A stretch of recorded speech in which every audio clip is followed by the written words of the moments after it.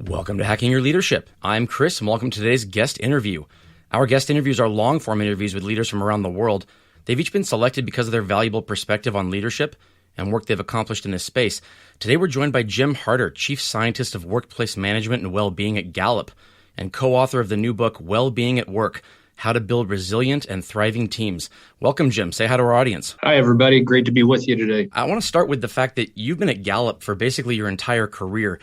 How did that journey start? And more importantly, how did you turn it into something you could be passionate about for 3 or more decades? I didn't really know that I'd land in this particular field. I knew just from feedback I'd gotten, even in high school, that I could write pretty well. And I knew I loved numbers. And I also knew I was very interested in people, but I didn't really put it all together. I kind of got lucky, actually. I went my senior year in my undergraduate work. I went down to the internship office at the University of Nebraska and filled out a couple of applications. I got both of them as internships. One of them was with a travel agency. Another one was with a company called Selection Research. Selection Research ended up purchasing Gallup, and the two organizations basically merged together. But Don Clifton, who's the father of strengths-based psychology, I got to know him really well, and he asked me after I graduated if I wanted to work with him in research, and so I figured I better give that a shot, and so I did all my graduate work while I was working with him, and I just became more and more interesting. The study of people, putting science and measurement around people and how they think and feel. Just became very interesting to me. And over time, it's been great working with our team and evolving our team so that you can kind of continually do what you do best and keep refining your job. So you can continually, there's things in any job that we don't want to do, but over time, if you do it right, I found you can just keep getting better and better at doing what you do best. Yeah, this is the world is pretty big, but it's also very small. I'm geeking out a little bit on this interview because I'll tell you, my background is in psychology, and one of the first kind of experiences I had when it came to how people work was related to Gallup. I was a newly promoted store manager for Best Buy when we went into strengths-based leadership and strengths-based work. And my top 5 are woo, communicator, strategic, command, and relator. And I remember having my phone call with a person from Gallup who kind of taught me how those 5 things relate to each other. And, I remember, going through the years when I got my results, number 34 out of 34 strengths was empathy for me. And I was like, oh my gosh. Too. Oh, was it you too? You too? Yeah. and if in hindsight, I look back on it and I think, yeah, that makes sense. In the years after that, I had people who were familiar with strengths-based organizations ask me if empathy was in my top 5. And it was because I was so worried about how that being last would impact me that I made conscious efforts to do things that would be in the spirit of showing empathy for others, and almost like a fake it till you make it. And over time, it's what helped me become an empathetic person, and I feel like I am today. I feel like if I took those same tests today, it would be much higher than 34 because I actually believe the things I'm saying now. But yeah, I love this work in general, and especially how they interact with each other. Being told that it's not just what each of these things mean, but in how they relate to each other, and having specific things next to each other in your top 5, that makes a difference in terms of how you relate to other people. I love stuff like this. Well, I think the strengths piece you're talking about is one of the most important foundational components of just becoming more efficient as a leader, and working with other people more effectively, because it just changes your starting point. It allows leaders to build trust with the people that they're working with, because it changes the conversation. You've got a language around yourself and them that is positive and is a common language, and that you can just kind of keep exploring together. Yeah, I think it has profound implications when it comes to just people being happier at work, because it's the knee-jerk kind of human reaction is to look at the things you're not good at and try to get better at those things. And if you just put that same effort into making sure that you're just doing the things that you are naturally good at, or that at least, that speak to you, you're expending much less, emotional capital trying to work on things that are just, trying to fit a round peg into a square hole. And you're less likely to end up in a job where you spend 30 years doing something you didn't like because you were just trying to make it work. That's a great point.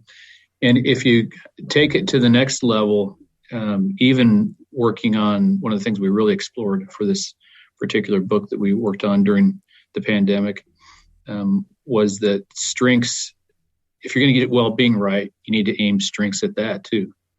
And so we a bunch of us put together an appendix that goes through each of the 34 strengths and maps them to each of the 5 well-being elements that we talk about. So it makes it more, actionable from a well-being perspective to think about how we shouldn't expect every person to be an athlete, to have high physical well-being. We shouldn't expect everybody to have to be a multimillionaire to have high financial well-being. We each need to do it our own way. And if we know ourselves well, we can do it our own way, and we can do it much more efficiently. It's not such a big mountain to climb. Well-being that's something that nobody really has perfected. It's an area that we always have to work on, because it's kind of the ultimate. Thriving is, you feel really, really good about your life right now, and you think it's going to be even better in the future. Yeah, I agree. I'm excited about this interview because it fits into a lot of stuff that Lorenzo and I are talking about on the show right now. A few weeks ago, we posted an episode. We do every Thursday. We do what's called Thoughtful Thursday, which is a shorter episode around something small that we don't think needs a full episode, but we kind of touch on it a little bit. And there was an article I read in Entrepreneur Magazine about the importance of being okay with being a messy leader. And I've always believed people are messy in general. And so I gravitated towards the article. The article itself actually cites a Gallup poll around how daily worry has risen from 37 to 60% among people in the full-time workforce from just 2019 to 2020. And just the idea that 3 out of 5 of my coworkers are worrying about work on a daily basis is a staggering number. But if you look at like the Bureau of Labor Statistics, on-the-job suicides have risen every year for the last several years, and they haven't even reported 2020 numbers yet. And so I think it might be short-sighted to say that this is pandemic related. This seems to be, the pandemic is just another thing on top of a growing problem of mental health issues in the workplace or work-related mental health. First of all, why do you think this is happening? Well, just to kind of comment on the statistics you mentioned, we did see a big spike during COVID, but you'll see in a report that we'll have out in June called The State of the Global Workplace, which we're now updating every year, the long-term trends on negative emotions, like you mentioned, worry, stress, anger, sadness, have all been steadily rising, and another kind of bump up during COVID. So the question, a really good one is why? And I'm only referring to workers. It's the trend is very similar for the general population, but if you just think about workers and that trend going up, it creates quite a challenge. But I think one of the reasons is that even for employees that are engaged, they may not have the rest of their life that supports what they're trying to get done at work. So people who are engaged and not thriving in other aspects of their life report much higher rates of burnout, or 60% higher burnout than others. So it's really the whole picture that organizations, I think, now need to be thinking a lot more about. And this didn't just start because of COVID, as you mentioned, Chris. If you look at the trends pre-COVID, the newer workforce was asking organizations to think about their whole life, not just the workplace. The work-life separation is kind of a thing of the past, and it definitely was during COVID. But it was trending that way even before COVID, where the expectation is my organization should help me with my overall life. It doesn't mean that an organization should pry into areas that people don't want them to, but they should open the door, because it is the whole person. And in many jobs now, we're working all over the place. We're not just going to the office and working every day. We carry around these handheld devices that remind us of things all the time. And the blending is just so much greater now. And so the organizations of the future, for many reasons, including the big emphasis on ESG that we see all around us now, environmental, social, and governance, the organizations of the future will be thinking about the whole person and how they can impact the whole person, not just the worker.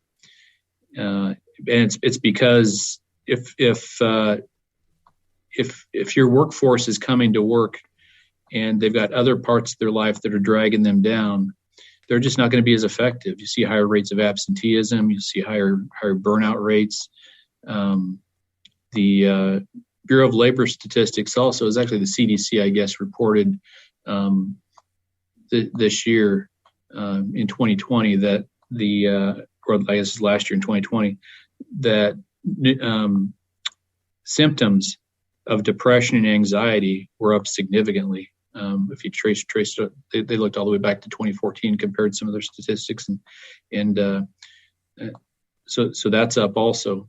So it's a problem, but I think organizations are in the best position to contribute to solving it.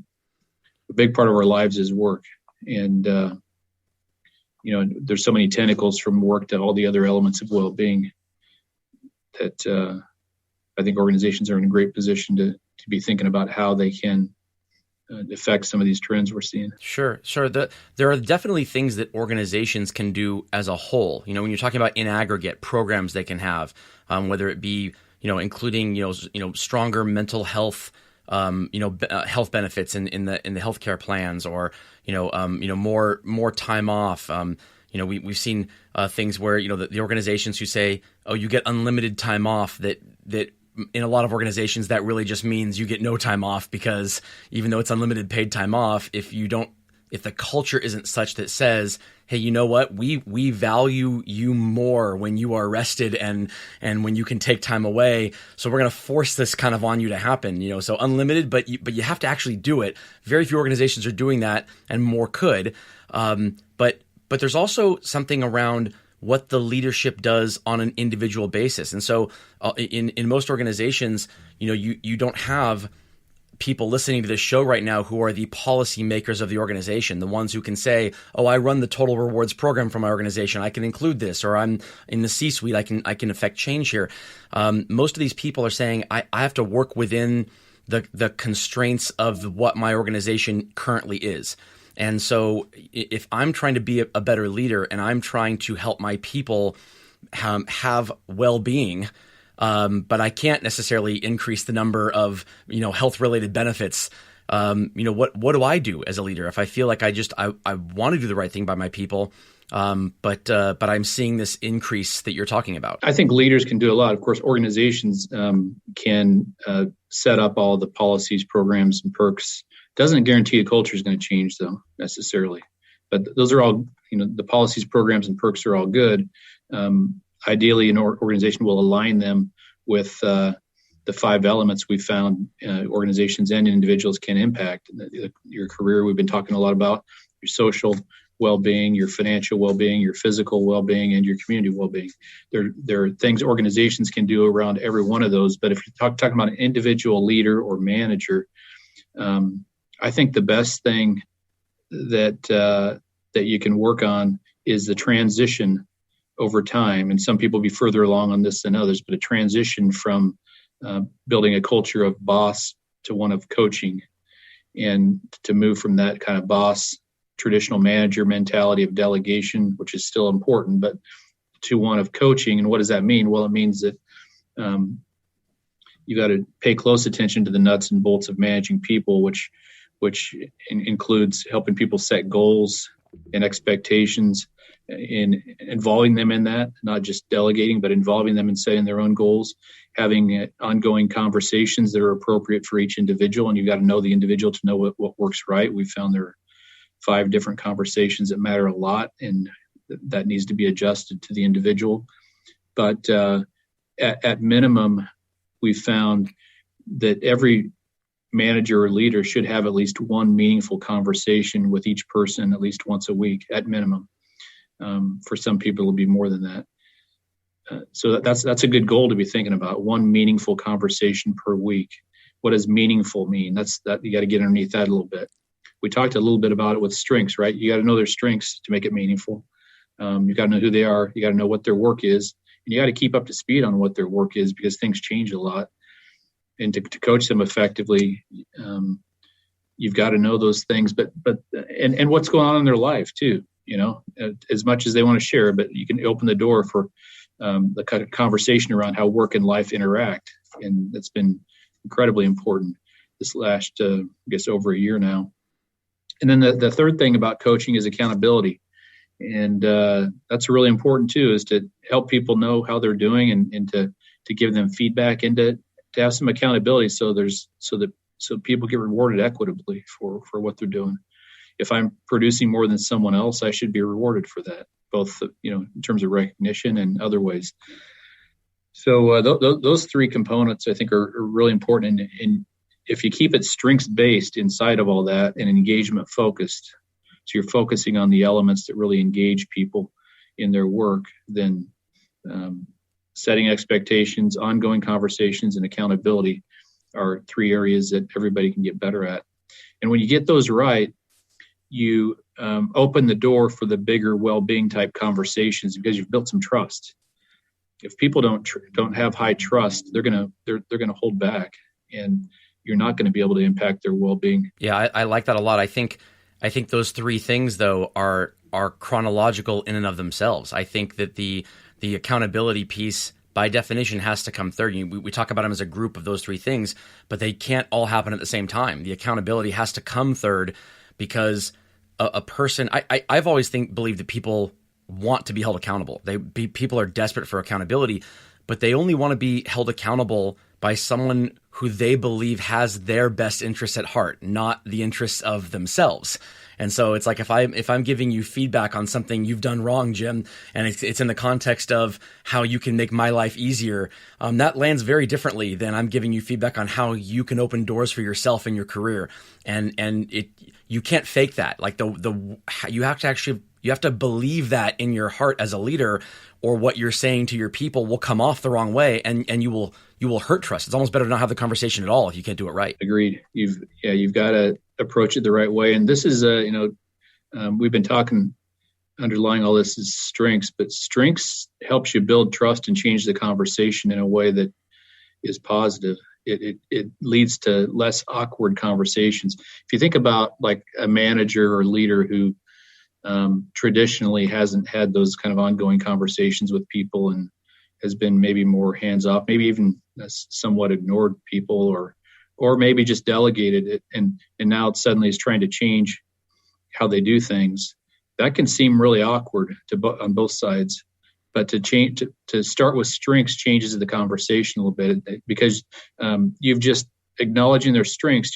You've acknowledged a new language around them and some things that you didn't really know about them before, or at least didn't have kind of summarized that way, and that can lead to high levels of trust. There's also some value in a little bit of a mea culpa moment too. Like if you're a leader who's done this a different way, when you've really tried to compartmentalize work away from the personal and to kind of keep it professional over the compassion. I think just kind of laying it on the table and saying to your people, hey, just so you know, I know this is going to come off like I'm a different person when we have these conversations, but know that it's because I want to do this and I see the value in it, and I've not been good at it in the past, and I'm trying to get better at it.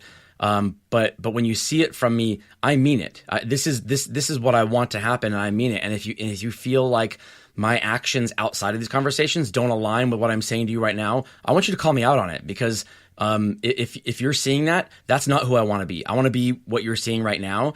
And then you have to mean it. You have to actually follow through with it. But I think employees will give their leaders a lot of grace if there is that transparency around the things that they struggle with as a leader. Also, if this doesn't come naturally to them. Yeah, that kind of openness and humility, I think, goes a long ways. Something in our human nature that gives people the benefit of the doubt when they have those kind of moments and awakenings, so to speak. Yeah.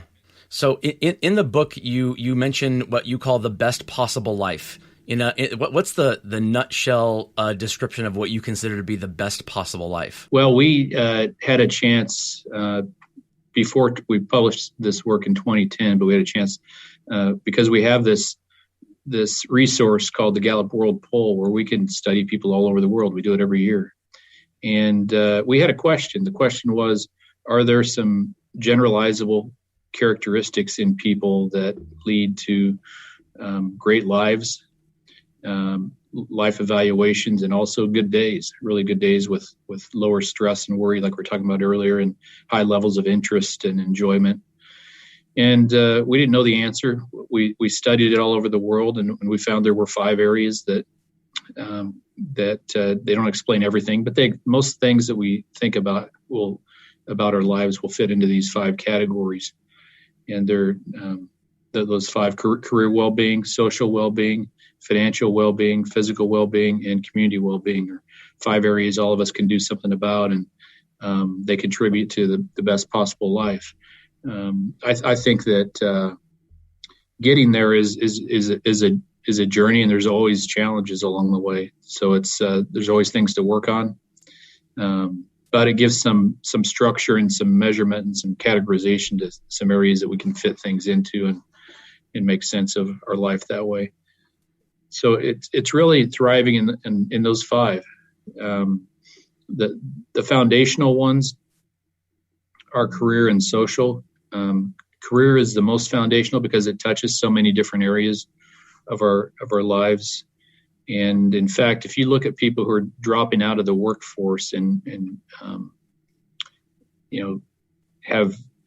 get depressed, and there's some we looked at a lot of variables that lead to that. And the two big ones are having a job that's a miserable job for you, where you're disengaged, and if it's and your length of service in that job. So really having a bad job for a long time is a big factor in that. And there's a lot of studies around the connection between workplace and health. We've done some of them ourselves. The Whitehall studies are a really good reference also, looking at workplace environments and health outcomes like mortality rates and coronary heart disease.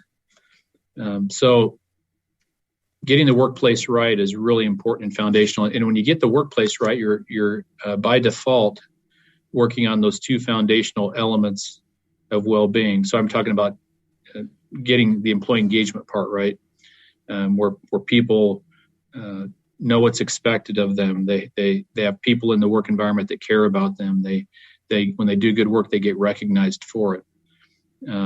They have coworkers that they feel very strongly about positively, and they respect, and that are even some of them are their best, or some of their best friends.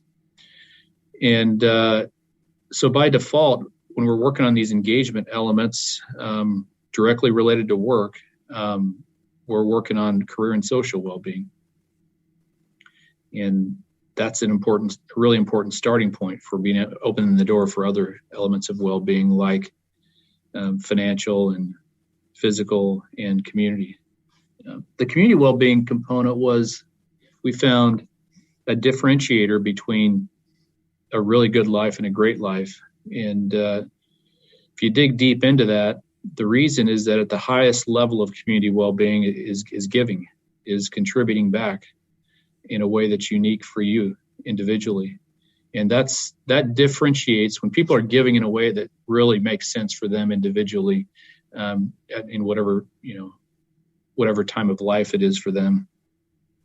They would say things like, my life has exceeded my wildest expectations. So there's that component. At a foundational level in community well-being, it's about living in a safe place, and having the kind of housing that you and your family need. But at the highest level, it is about that altruistic piece.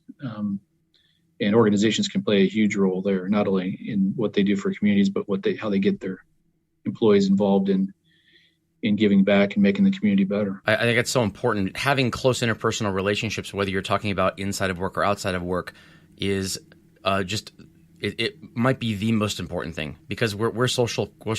We are social creatures, and if we're in a situation where we don't have that, I think we naturally want to compartmentalize that to as small a part of our life as possible. Like there are things that we have to do that we don't necessarily get to interact with the people we love the most. That's just part of life. But maximizing the amount of awake time that we have with the people that we enjoy being around. It's the difference between a person who goes to work and they view work as their happy place, a place where they can help remove their mind from the stuff that might be the stressors at home, or the stressors outside of work, being energized at work because the people they work alongside are committed to doing the high quality work they are. And these are people who, if you were offered a different job and you left tomorrow, or if they left tomorrow, that you would still keep in contact with them because the relationship is based on more than just that you happen to be on the same team. Those are all just so important to engaging fully in your job. I don't think we have the ability to do our best work unless those kind of boxes are checked. I really like your point out. Just the social piece is who we are. You can't take the social part out of a person when they come to work. It just doesn't work that way. I've actually heard people over my long tenure that say we frown on social relationships at work. And in most cases, they actually score higher on a question we ask called "I have a best friend at work." You can't legislate that.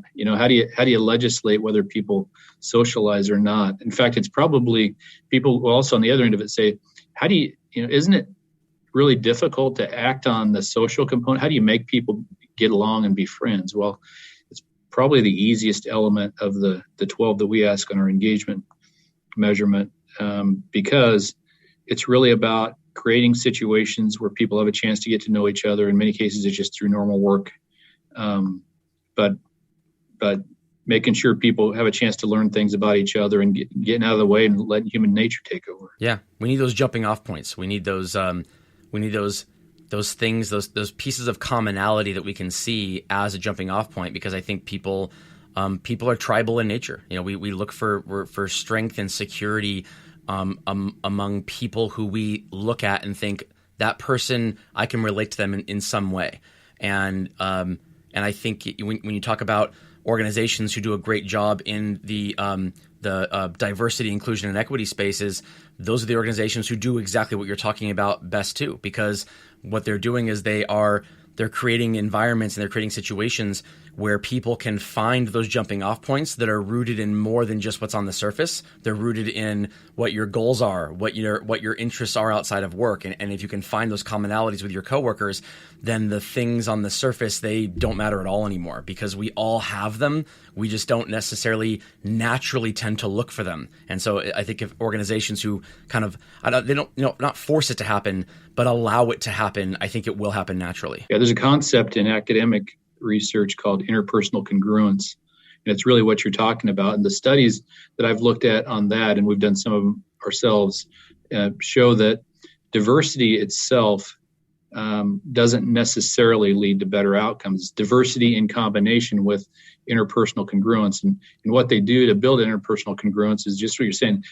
You create situations where people have a chance to get to know one another as people and learn something about each other. And you can do it really quickly. But if you have that in combination with the diversity, it's better than not having the diversity. I think we're just built as human beings to work in diverse environments. I guess you could say the more diversity you have, the better a chance you have at meeting customer needs even. Oh, for sure. There's also this element of, if you do that second piece, if you talk about, if you take steps to make sure you have a diverse workforce, but you don't take that next step, then the efforts you put into having a diverse workforce will have to be matched year over year to continue to make it happen because of the attrition that will occur because of the lack of those social interactions that occur. But if you can take that second step, it becomes something that feeds itself, and you have to do kind of less intentional work in that space over time to eventually, I think, you get to a place where the cycle just kind of feeds itself, and you kind of keep tabs on it, kind of look at it, but this kind of really intentional, thousands of hours a year that organizations put into making sure they have a diverse workforce, there are steps that those organizations could take to lessen that amount of effort they have to put into it if they are taking full advantage of what people will want to do naturally if they let them do it. Well said. So I want to tease a question really quickly here, and this is on the subtitle of the book. It says how to build resilient and thriving teams. And I've heard for a long time that resiliency is one of the strongest indicators of a person's success, not just at work, but at life. And to me, if I'm looking at it as a leader or as just a person in general, resiliency, if I'm a leader and I'm trying to build resilient teams, what that says to me is it's not my job to stop problems from happening. It's my job to make sure that my team can react appropriately and move through the problems when they occur. Because they'll be stronger coming out the other side. So I want to talk about that. But first, if you don't mind, we're going to hear a word from a sponsor. All right, we're here with Jim Harter from Gallup. And right before that little ad, I kind of teased the question about how to build resilient and thriving teams in the context of resiliency. If I'm a leader, how do I build resiliency in my team as opposed to the knee-jerk of I'm going to solve the problems for my team? You want people who are going to take ownership during tough times. We can't avoid tough times. We've been studying employee engagement, for example, dating back to the late 90s. We've actually been measuring aspects of it way before then. But we've had a chance to track employee engagement during 2 previous recessions and then again this past year or so. And what we found is that there are certain elements of engagement that predict performance even stronger during tough times than normal times. Elements like, do I know what is expected of me? Do I have an opportunity to do what I do best every day? Do I have the materials and equipment I need to do my work right? Can I see the connection between my work and the mission or purpose of the organization? So to have that kind of, like you're talking about, Chris, that level of involvement where when you have the choice during tough times to either go in fight or flight mode and look out for yourself and hunker down and protect yourself, or to try to help the organization persevere during those tough times and changing direction and everything you've got to do to help the organization and to put in that discretionary effort that whenever somebody's hired, that's what leaders want. You've got to have some of those foundational things in place. And the organizations that had already been working on engaging their workforce pre-COVID got through it pretty well. I mean, as well as you could. It was a tough year for everybody, still is. But they were set up with the kind of culture where people are have higher autonomy. They have you could just call it psychological ownership for the organization, and put in the extra effort that was needed. In some cases with furloughs and in some cases with layoffs that had to happen. You've got people doing, a lot of work, a lot more work than they would have done before. But that level of ownership is really important for a resilient culture. But it starts with those basic elements of engagement, making sure people know what their role is, helping them see how their work is connected to something bigger. There's something about the seeing how your work connects to something bigger in a crisis that keeps you pushing. Instead of just thinking, well, this is just my job, I've got to do it in a kind of a siloed way. So that part's important. The other element we saw during past recessions was they have these resilient individuals have tremendous respect for their coworkers. So they're not just doing the work on their team. They're thinking about how their work relates to other people's work, and the handoffs are so much better across individuals and across teams. So they're more likely to say their coworkers are committed to doing quality work. And part of that comes back to something we talked about earlier, Chris, with accountability. If you've got managers and leaders who are creating high levels of equity and fairness through accountability, then it's clear to people how their coworkers are performing, and the right people are getting rewarded for the work that they're doing. So that's important. Just one other thing I'd say that we wrote quite a bit about in this area of resilience recently, and we did as a pandemic came on, and we started tracking some of these perceptions of what leaders can do to affect followers in the areas of hope. Are they creating a clear plan so people know what's going on? And think about how much was shaken up when everything just changed. We call it the great shift, where we went from 4% of people working 100% from home pre-pandemic to 48% full time and 70% at least some of the time. And so that's quite a shakeup in how we work. People need to know what the plan is, and they need to know if the leader doesn't know. That piece about honesty, and I don't know everything, but here's what we do know, and here's what we're going to do, and we're going to adjust. There's a stability component about, do I feel prepared to do my work? Do I have the resources I need to do my work? There's a trust component, and that's really about, is my manager keeping me informed? It's that simple. That's those ongoing conversations, meaningful conversations we talked about earlier. Are they happening at enough frequency and with the right kind of content so I know what's going on? And is there compassion? That's a big one. Do people feel their organization cares about their overall well-being? So in a crisis, in this particular crisis, people were affected by compounding factors, not just one. People are very resilient to one thing going wrong. But when you have 2, 3, 4, 5 things that are changing in your life suddenly, you've got to have a manager or leader who helps you adjust to that and considers your situation. So that compassion component is big. In organizations, we ask that question, does your organization care about your overall well-being? The variance across organizations is from 30% strongly agreeing to 90%.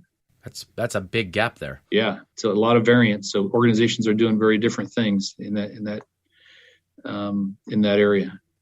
And so it's to think about how it's possible to get to 90% of people strongly agreeing that the organization cares about their well-being. That's a hell of a culture. It's interesting what you say about the different questions you ask that kind of determine what you say is psychological ownership. I have an engagement survey that I administer to some companies in my consulting practice, and this question of the I have the tools and equipment I need to do my work right, that kind of Gallup really created a long time ago.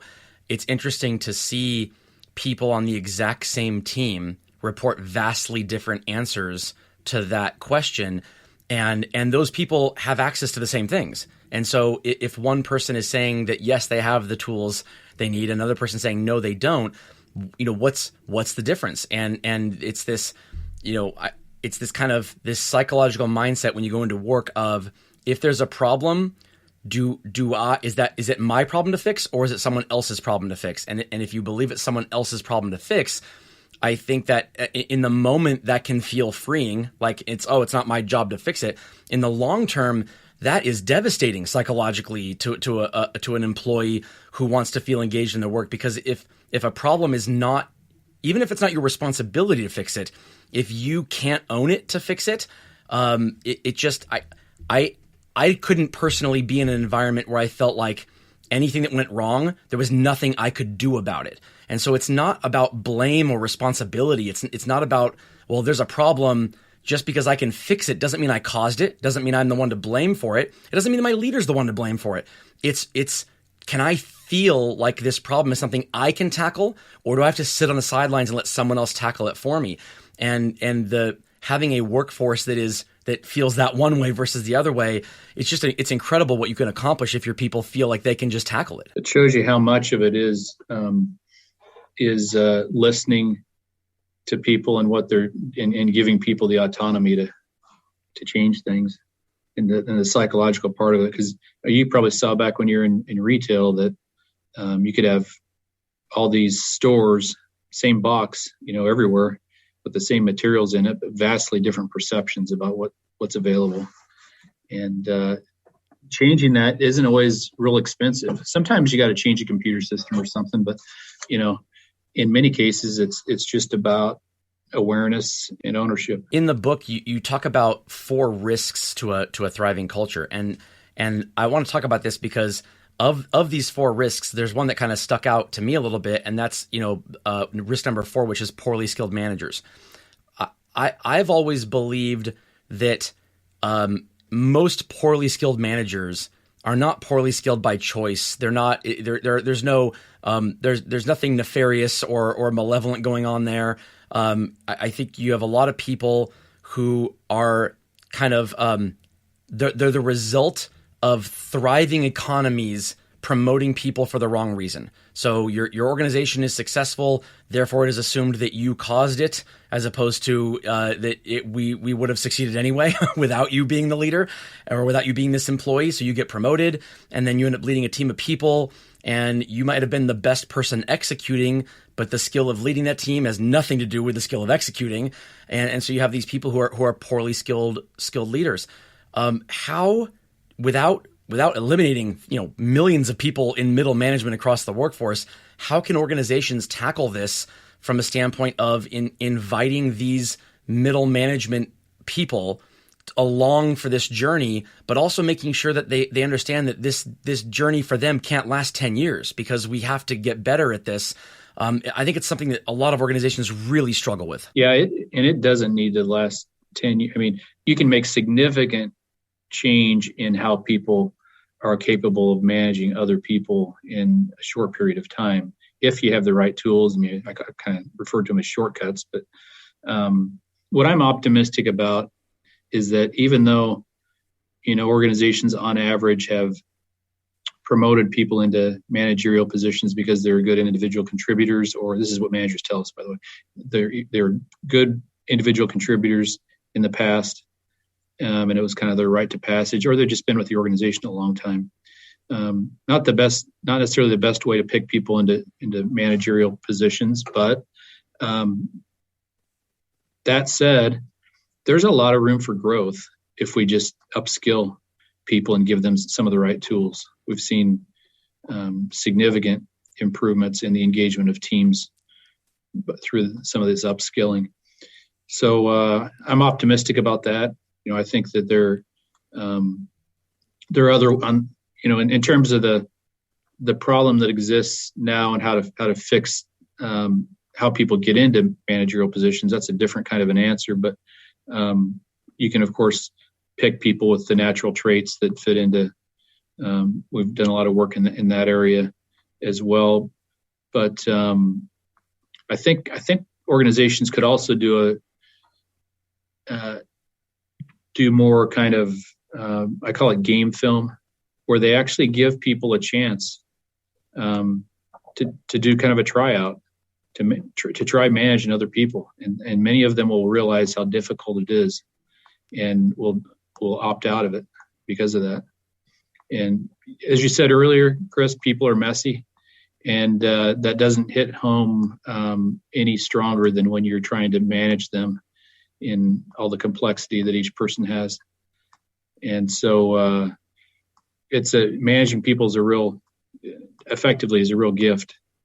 And our goal with that kind of boss to coach journey approach is to shorten the distance for the people that are already in managerial positions and give them some tools to get better and better. And that's very possible. But I think effective organizations kind of look at it from both of those angles at the same time, though. Can you develop people into good managers, or are they born that way? Well, the answer is yes. I like that comment because it brings me to the last question I have for you, and it's more of a personal question. You know, at the beginning of this interview, you said that you like data and you like people. You know, at some point in your career with Gallup, you went from an individual contributor to someone who had a team reporting to him. And, you know, at the beginning, I don't know if you ever said to yourself, I want to be a leader in this organization, meaning I want to be responsible for the growth and development for others, or if you said, I really like this work, I really like this data, I really like what the organization stands for, and then at some point in time you found yourself kind of naturally moving up and having a team reporting to you. What's kind of like a struggle that you have had in transitioning from one to the other? Because I think a lot of people who really gravitate towards the things that you're passionate about, they don't necessarily naturally gravitate towards the leadership roles, but they're needed in all elements, right? That's a really, really good question. You know, one of my strengths is focus, and sometimes it can get in the way of managing other people because I like to not only get other people on the team to do research, I like to do a lot of it myself too. I like to write. I like to, I get a lot of fulfillment out of getting absorbed in our work. And so that's always been a struggle for me is knowing when I need to shut that off and I need to spend time with other people. One of the things that I found in terms of my role with our team is I found I can be a decent mentor, but I've got to use the right strengths to do that. So when I'm a mentor, I'm going to be thinking more about using my learner strength. I'm going to be using individualization. So I know each person on the team is different. They learn things differently. And so I focus more on mentoring and recognizing and just doing work together with our team. So it's not as much like a delegation sort of thing. I've never really worked that way. It's more, and to be quite candid, we've got our team has really our research team has 3 leaders. We've got Ed O'Boyle I work with. He's a global practice leader, and he works on the consulting side in terms of thinking about how all this translates into organizations we work with, and is it translating in the right way? Can they use it to create change? And then Emily Meyer, she handles all the administration and has meetings with people on a regular basis. So I found it works best if it's in a kind of a team context, and I don't have to try to do everything. I think sometimes when people are in managerial leadership roles, they think they have to do everything, and finding those right kind of partnerships I found has been really, really beneficial. Emily will just do all kinds of things. She brings energy and organization. I bring more mentoring and partnering with the researchers, and Ed brings more kind of the component of connecting it to how we create change in organizations. So if I'm, really candid, I don't expect myself to be to cover all the bases when it comes to leadership. I mean, that makes sense. I mean, you work for the organization who kind of invented StrengthsSpace, so it wouldn't really be great if you were, kind of forcing yourself to do things that you weren't great at, and instead of relying on that, that wouldn't look very good. So that's good. I like that you're kind of, leading with where your strengths are, right? There are other people who are much better at some things than I am, for sure. If you can admit that to yourself, then you're one step closer. I love it. All right, Jim, the book came out yesterday. I'm seeing some good praise about it on Amazon and the places where I'm, seeing reviews on it. Ask something of our audience. Where should they go? What should they do? Is there a website they should visit? Does it matter if they want to pick up this book and talk about well-being at work and talking about building resilient and thriving teams in their organizations? What would you suggest of them next? So yeah, you can go to Amazon.com and that's a great place to pick it up. You can also go to our website, Gallup.com, and we've got, in addition to the book, we've got all kinds of other resources available our ongoing reports that we produce. We have a State of the Global Workplace report coming soon that'll update all the trends across the world on workplaces. And I'm on LinkedIn too. So if anybody wants to connect on there, I'd love that. That's fantastic. Jim, thank you so much for your time today. We really appreciate it. I'm sure our audience is going to get a lot out of this. I'm really enjoying the book, and it's making me think about some things that I can do with the people that I lead. And I hope our listeners get the same thing out of it.